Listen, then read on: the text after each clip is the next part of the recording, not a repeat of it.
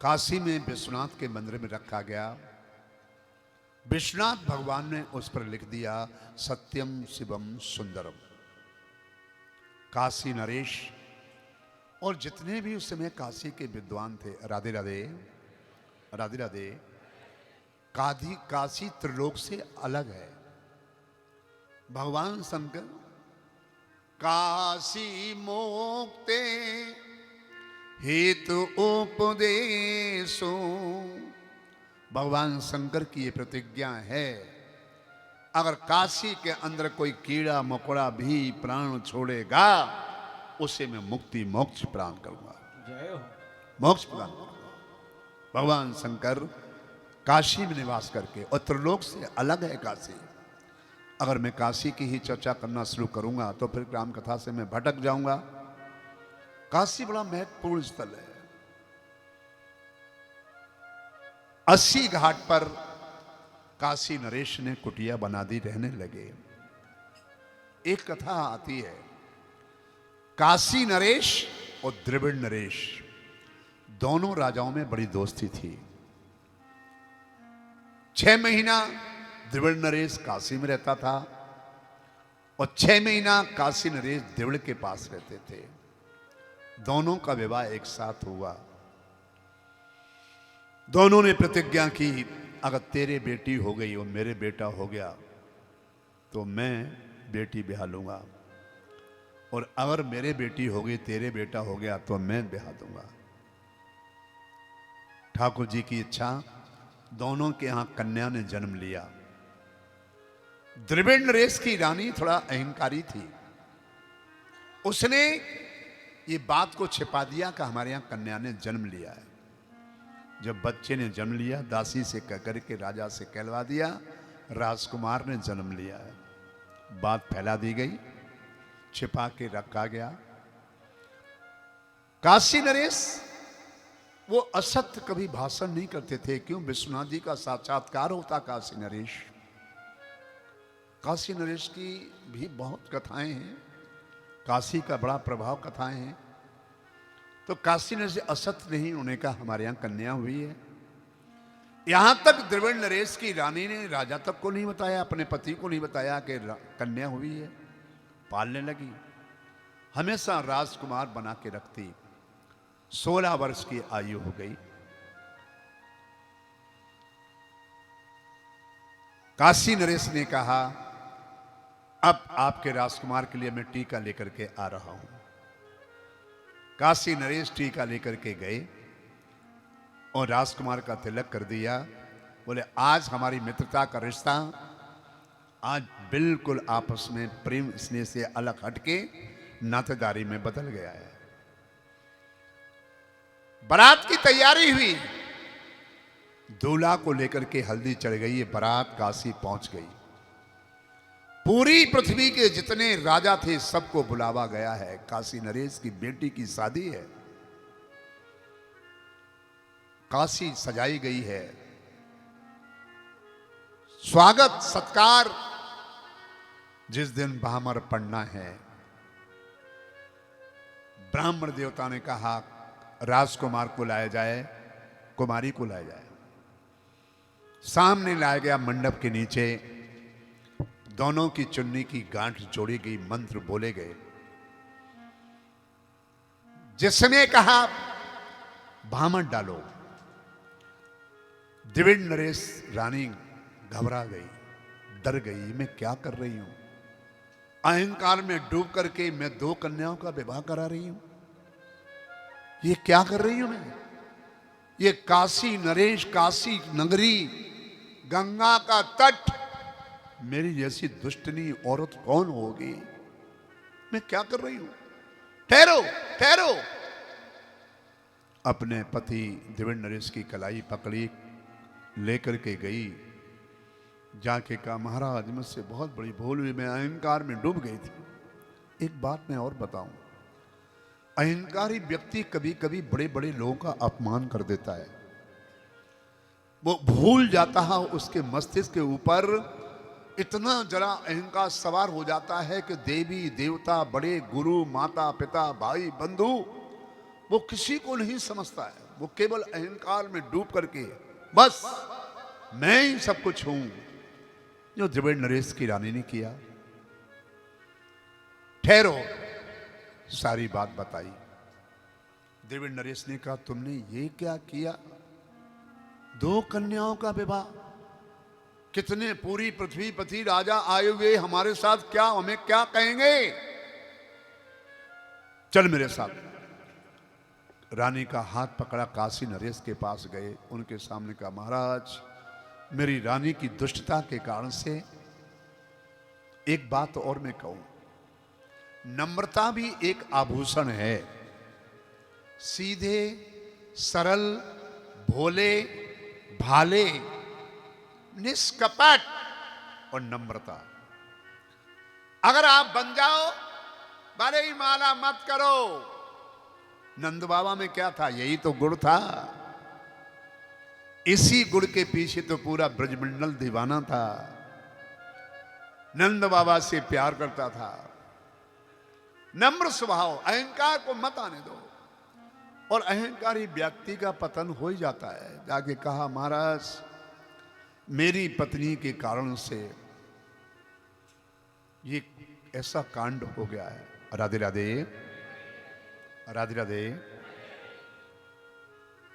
काशी नरेश ने कहा, तुमने मुझे मरवा दिया। ये क्या किया? मरवा दिया तुमने मुझे, मरवा दिया। अब मैं कहां मुंह दिखाऊं? ये सब पृथ्वी के सारे राजा बैठे हैं कि विश्वनाथ भगवान का पुजारी काशी नरेश झूठ बोलता है, पात की है। ये क्या किया तुमने? मेरी सच्ची निष्ठा, सच्चा प्रेम, सच्ची मित्रता का तुमने मुझे दंड दिया। राजा ने एक ही पाया, चलो जब तक सूर्य उदय हो, सूर्य भगवान का आगमन हो, हम लोग गंगा में डूब करके मरेंगे। दुनिया को मुंह दिखाने काबिल नहीं हम लोग। क्या करेंगे मुंह दिखा करके? चलो।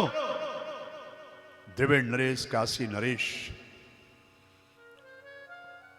और दोनों रानियां 80 घाट पर पहुंचे, जहां तुलसीदास जी की कुटिया थी। सवेरे के 3 बज रहे हैं। 3 बजे तुलसीदास जी उठ करके गंगा स्नान करने जाते थे। स्नान करने के पश्चात श्री राम जय राम जय जय राम, श्री राम जय राम का कमंडल हाथ में गंगा जल लिए गंगा जी से सीढ़ियों से ऊपर चढ़ रहे हैं। और काशी नरेश रानी साहिबा, द्रविड़ नरेश रानी साहिबा, वो नीचे सीढ़ियों से उतर रहे हैं। दोनों की मुलाकात हो गई। गुरुदेव गुरुदेव गुरुदेव। काशी नरेश चढ़ों में गिर गए। एक निष्ठा, श्रद्धा, एक स्नेह, प्रेम भी कुछ से अलग होता है। महात्मा या गुरु हमें आशीर्वाद दे न दे, आप इतने नम्र बन जाओ, इतने सरल बन जाओ, इतने सीधे बन जाओ कि गुरुदेव के हाथ अपने आप तुम्हारे सिर पर चले जाएं, सिर पर चले जाएं। मेरे सिर पर हाथ रख दो, सिर पर हाथ रख दो, मांगने की जरूरत नहीं। इतने नम्र बन जाओ, प्यारे बन जाओ। ये भी एक गुण है। काशी नरेश चढ़ू में गिर गए। गुरुदेव गुरुदेव गुरुदेव गुरुदेव। कमंडल रखा, झट से बाह पकड़ के उठाया, सीने से लगाया। काशी नरेश, ये तो इस समय भामर का समय है। तुम्हारी बेटी को सवेरे 4 बजे 4:30 बजे भामर डालने का मुहूर्त था। ये क्या बात हुई? सारी कथा तुलसीदास जी को सुना दी। इसलिए कहता हूं, देखो प्यारे, जीवन में किसी न किसी संत का सहारा लेकर के रहो, किसी न किसी संत से जुड़े रहो। अकस्मात जीवन में कोई दुर्घटना हो जाए, अकस्मात जीवन में कोई ऐसा तांडव खड़ा हो जाए, तो अगर आप किसी गुरु के सहारे, महापुरुष के सहारे हैं, तुमसे नहीं संभलेगा, लेकिन वो जरूर संभाल लेगा, जरूर संभालेगा, जरूर संभालेगा। इसलिए किसी का सहारा लेकर के जुड़े रहो। जब परिवार में सारे संबंध निभा रहे हो, माता पिता भाई बंधु दुनिया के संबंध, तो एक गुरु के संबंध में बनाने में क्या सोच, कैसी सोच, कैसी विचारधारा। अगर मन कह दे कि यहां हमारे जीवन का उत्थान होगा, अगर इस महापुरुष से मैं जुड़ जाऊंगा और अगर इनको मैंने अपना जीवन का सारथी बना दिया, इनसे दीक्षा ले ली, तो निश्चित मेरा जीवन पार हो जाएगा। बिना सोचे समझे किसी से पूछना मत, जाकर के मंत्र प्राप्त कर लेना। काशी नरेश, विद्वानों के चक्कर में तुलसीदास जी को, जो उन्होंने रामायण लिखी थी, शरण नहीं दे रहे थे।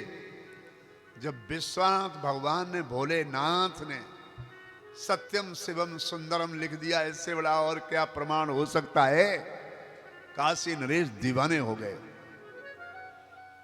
चढ़ों में गिर गए, सारी कथा सुनाई। उफ राजन, ये क्या हुआ। दिव्य नरेश रानी शांत चुपचाप खड़ी है। चलो आओ मेरे पास। तो हमारे जितने जो 2-4 श्रोता अभी काशी गए थे, तो वहां उन्होंने संकट मोचन हनुमान जी का दर्शन किया होगा। ये गोस्वामी तुलसीदास जी ने स्वयं प्रतिष्ठा किए हुए हनुमान जी थे, और इसी मूर्ति में से हनुमान जी ने साक्षात्कार दर्शन तुलसीदास जी को दिया था। जब वो चाहते थे तो मूर्ति में थे हनुमान जी प्रकट होते थे, इसी मूर्ति में जो अभी है संकट मोचन। जाके प्रार्थना की, चरणों में बिठाया, आंख बंद करके तुलसीदास जी बैठ गए।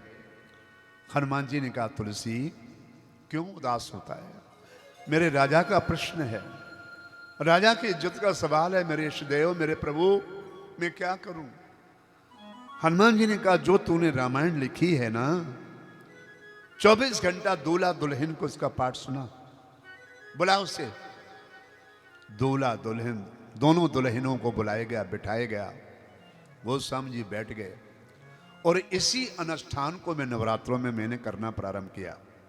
भारत का दूसरा कोई महात्मा भारत की भूमि पर नहीं करता है वो अनुष्ठान, जब मैंने करवाना शुरू किया।